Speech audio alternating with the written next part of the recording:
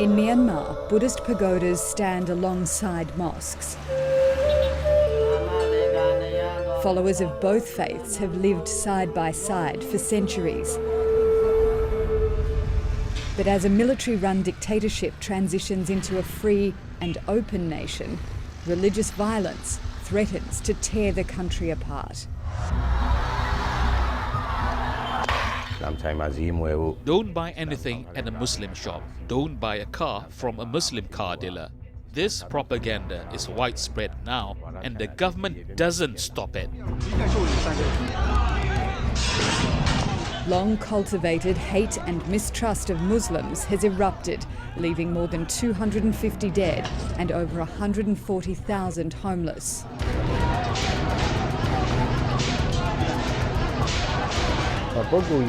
If you punch me or step on my head, I will put up with it. But if you kill the monk that I worship, I will not abide it. That is what is involved.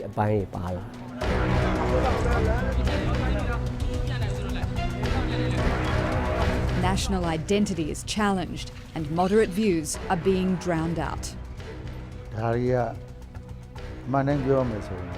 Truthfully speaking, this is fundamentalism. They're a bit extreme in their religious thinking. These thoughts have been systematically conjured up by a third party.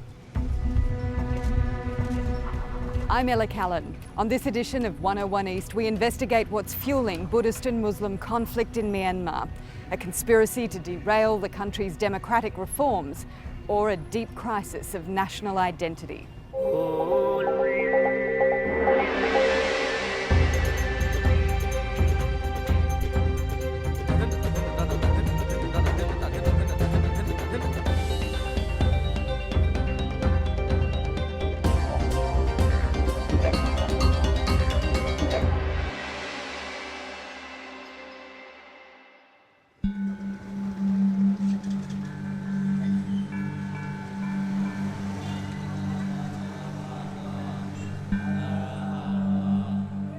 One of the most beautiful sights in Myanmar is the monks in the early morning collecting food from their followers.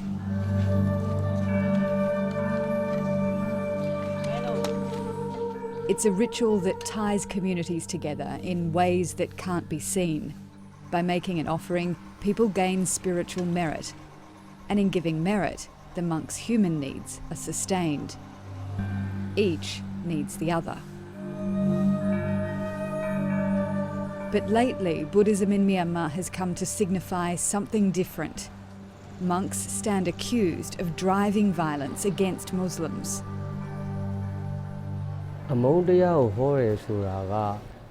People who don't like what I have to say claim that I am preaching hate speech. I don't base my work on hate. The city of Mandalay is considered the heart of Buddhism in Myanmar and is home to the largest number of monasteries in the country. Wirathu is an abbot at the New Masayan Monastery and is also the public face of an ultra-nationalist movement known as 969. The movement's accused of spreading anti-Muslim sentiment and spawning violent clashes. They don't like the fact that I point out anyone who threatens our people and our religion. That's why they accuse me of spreading hate and label me a terrorist. Wirathu enjoys a revered status across the country. Today he's opening a Sunday school for Buddhist children.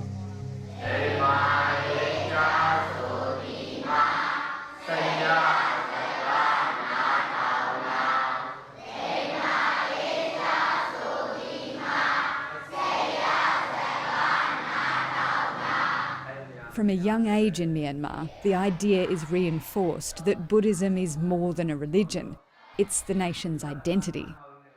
And monks are the moral authority.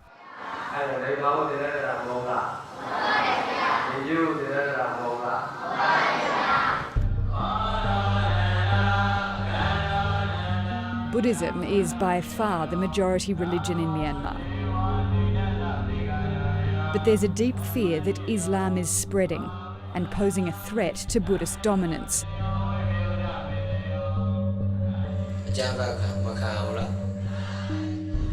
something Wirathu raises at his regular public sermons.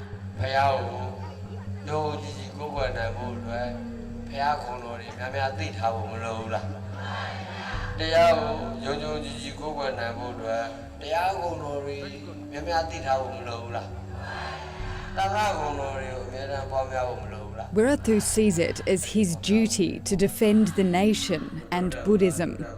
His sermons are recorded and widely circulated throughout the country.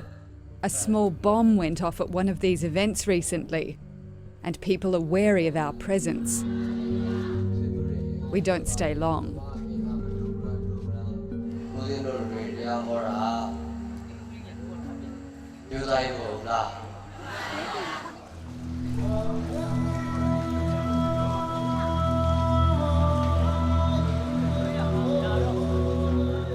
Fear and animosity towards Islam sprouted during colonial times, when Indian Muslims were recruited to serve in the British administration and placed on a higher social tier.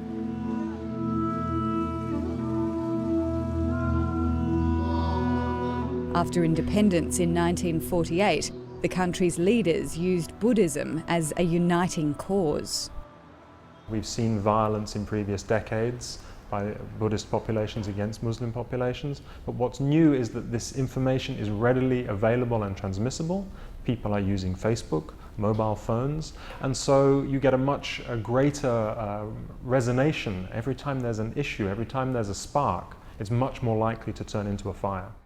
Richard Horsey has been working in Myanmar for 20 years and is looking into the causes of the recent violence. If you look at the numbers of victims and who's affected by this, it's overwhelmingly the Muslim population.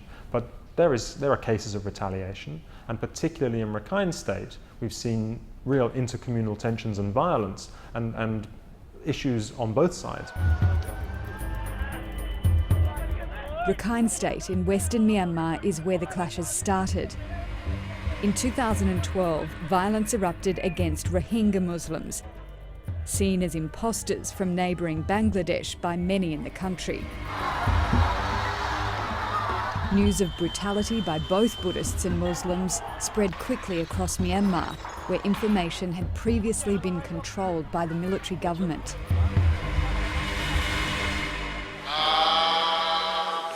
Wirathu gave this sermon in Rakhine State in March this year.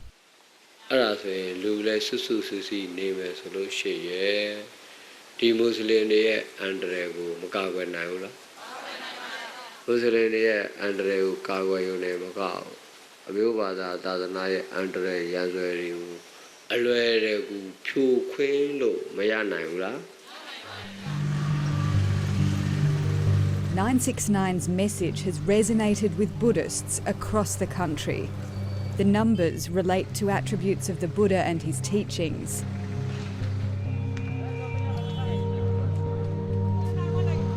Muslims in Myanmar use the numbers 786 to identify halal businesses and food.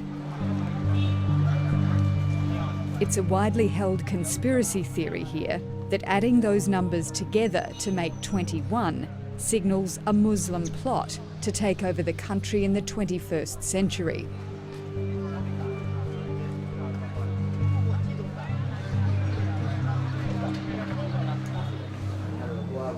Despite these tensions, there are some who see a different side to Wirathu.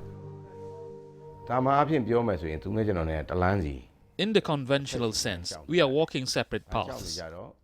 One could say that we are two people who were never supposed to meet. But even though I can't stop Wirathu spreading hate speech in his sermons, I was able to ask him to stop his group before things escalated in Mandalay. When I go to him, he listens.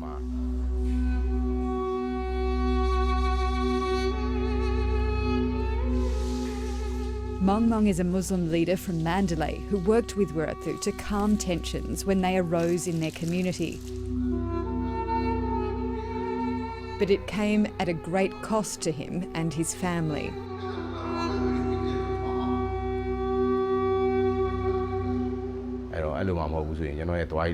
They said that they won't take any responsibility for my security when I'm traveling around Buddhist neighborhoods.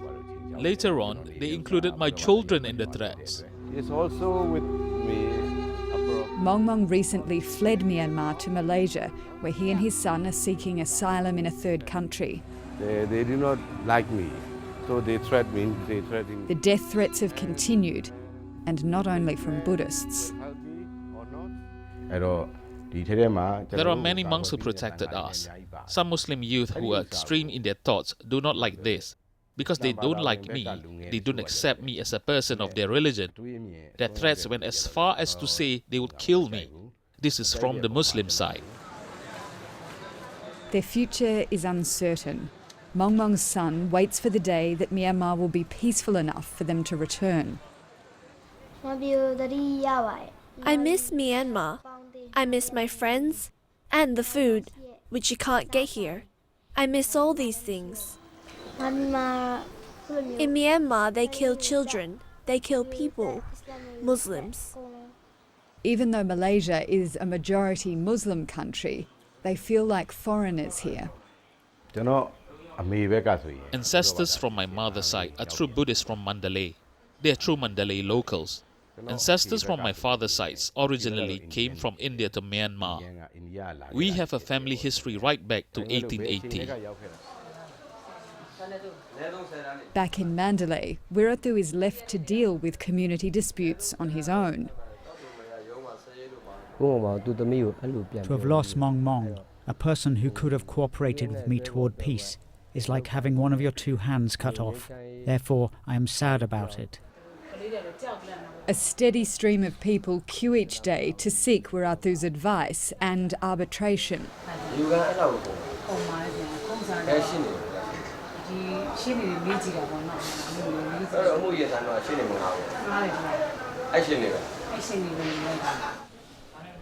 Some of these cases are turned into national campaigns. Wawa Mint suffered terrible domestic violence. Her husband was Muslim, and 969 has used her story to push for a law that restricts interfaith marriages. The reason I want to tell people about my life is to prevent other women from suffering like me. If they want to convert to Islam, it's not a problem. But if they don't, it is a problem. I would be very happy if a Buddhist is released from Islam and converts back after hearing my story. This is what I hope for. Wawa Mint doesn't appear to be fazed by the attention our interview is generating. 969 has made a feature-length documentary about her called Escape from the Tiger's Jaws. Spreading information is what the group does best. Our visit and interviews are instantly posted on Wirathu's Facebook page. This here? Back inside, I ask him about the effect his words have on 969's thousands of followers. He's been quoted comparing Muslims to African carp that devour their own, and sick dogs that deserve to be pitied but not liked. I admit to using the term African carp. I started using the analogy 10 years ago. It's also true that I've met with peace leaders. If I have to give you an example, it's like America. They want peace, and Obama won a Nobel Peace Prize for his efforts. But at the same time, Obama attacked Afghanistan with drones. I'm not as bad as that. What is your definition of hate speech? You're accused of that a lot. We don't take part in violence or pick a fight. For example, if somebody keeps on bullying you and you have to put up with it 99 times, on the 100th time you will hit back. Some of that retaliation may have gone overboard. I see that. Wirathu has staunch support. When Time magazine described him as the face of Buddhist terror on the cover of its July issue, tens of thousands of people signed an online petition in protest. Today, monks are marching on the streets of Mandalay demanding an apology. Mistrust of the media runs very deep. You can see almost everyone here is filming us and everything that we do. The monks have warned us it's probably not safe for us to be here. It's not a threat, simply an acknowledgement that they're not really in control of what happens. Not that long ago, protests of any kind were banned in Myanmar, and Wirathu was one of hundreds of political prisoners locked away by the military government. Another conspiracy theory is that 969 is being used by anti-democratic forces to stir up conflict and return control of the country to the military.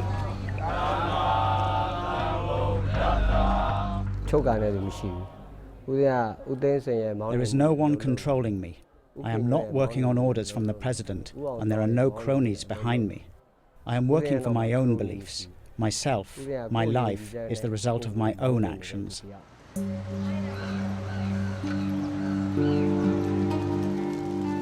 New liberties seem to be dividing the country more than uniting it. The Muslim community in Myanmar is one of the least radicalized anywhere in the world. And so there is a risk that the prophecy becomes self-fulfilling, that through this hate speech and extremism and the violence, that some in the Muslim community are provoked to retaliate or respond. And it creates a situation which really is ripe for radicalization of the youth. In central Myanmar, I visit the scarred town of Meiktila. It once had a thriving and successful Muslim population. Today, red flags mark the spot where their homes and businesses once stood. Buddhist homes were destroyed too. In March, mobs went on a rampage through the streets, burning and killing. It started with an argument in a gold shop between a Muslim merchant and a Buddhist customer. The incident at the gold shop started at 11 a.m. When it happened, I didn't dare go anywhere close to the gold shop because I'm a Muslim and many people know me. Before the conflict, DVDs from the Buddhist 969 group were distributed in our area, showing what happened in Rakhine State. When Buddhists at the bottom rung of society suffering economic woes saw the DVDs, it built anger in their hearts. All but one of the mosques in the city was set ablaze. A monk was then dragged from a motorbike and hacked to death. In response, Buddhist mobs began beating Muslims to death in full view of cameras and in front of police.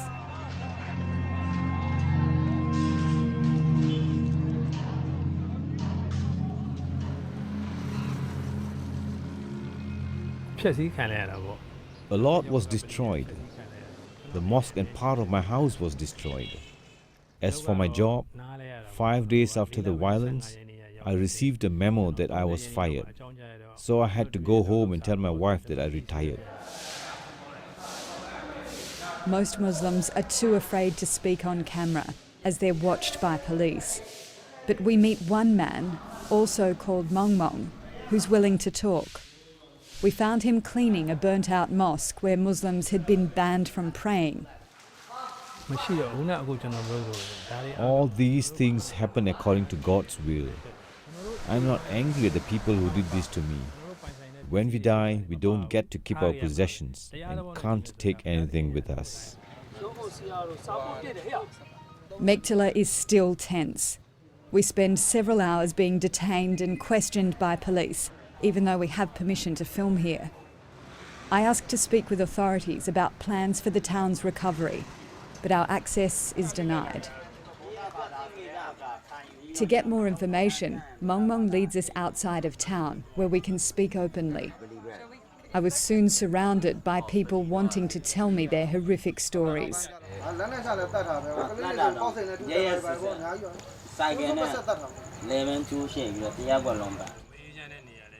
Mong Mong's family was sheltered by Buddhist friends during the worst days of the conflict.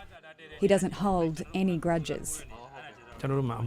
We do not have hatred or anger towards Buddhists, but on their side, they still fear us. For us, we have to start all over again, our business and our lives. I believe mutual understanding is the main way to build trust again.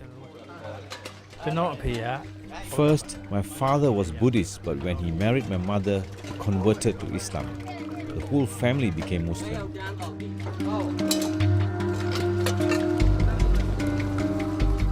Those who haven't been able to settle in other towns are stuck in refugee camps. Our requests to film inside the camp are denied, but at the front gates, people tell us up to 4,000 Muslims still shelter in camps, and around 400 Buddhists are housed separately. They have enough food, but sanitation is poor.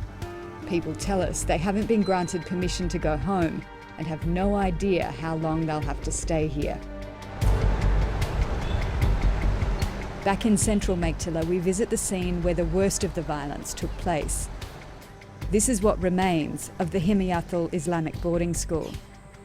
From accounts pieced together using videos and eyewitnesses, 36 students and teachers are said to have been killed here.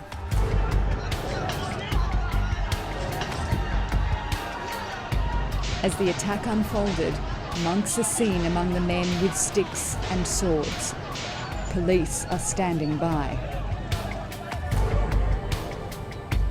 Bones have been left to decay, suggesting the dead have not been given a proper burial, or even removed by the authorities. 7 men were sentenced to between 3 and 15 years in prison in connection with this massacre. A Muslim man was sentenced to life in prison for the death of a monk. 70 people are still under investigation. Everybody I've spoken to in Meiktila, Buddhist, Muslim, police, all claim that outsiders came here and did this. They can't provide any evidence of that, despite all the video cameras that were here that day about who these people might even be or who they're controlled by. The conspiracy theories go some way towards explaining the inexplicable. What they don't do is force anyone to challenge any of the prejudices that allowed this to happen in the first place. Moderate voices are hard to find. Even the most senior monks shy away from speaking about how the image of peaceful Buddhism has been tarnished. We've come north to the border of mountainous Shan State to meet Abbot Saint Nita. Truthfully speaking, this is fundamentalism. They're a bit extreme in their religious thinking.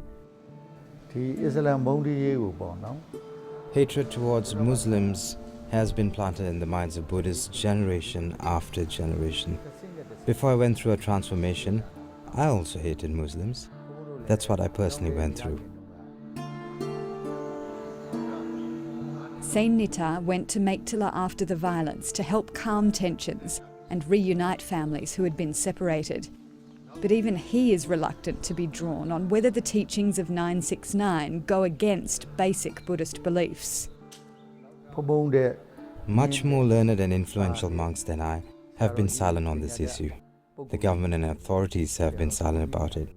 Aung San Suu Kyi also is in a situation where she has to be silent about it. I also have to be silent about this. Why aren't you and other more moderate monks speaking out against this kind of hate speech?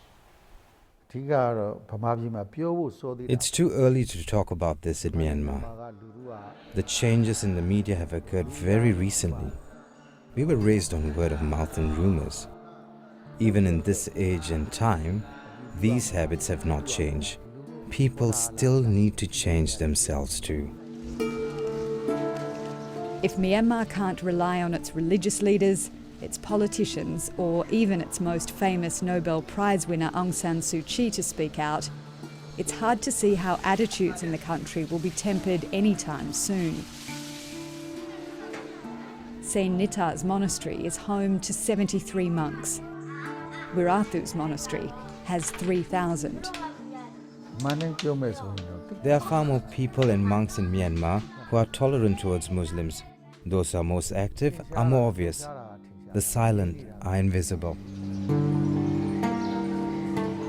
In today's more open era, it's hard for people to see beyond religion when it comes to defining Myanmar's national identity. But the similarities are actually greater than the differences. If diversity can be seen as a strength, everyone in Myanmar might find freedom from fear and freedom from hate.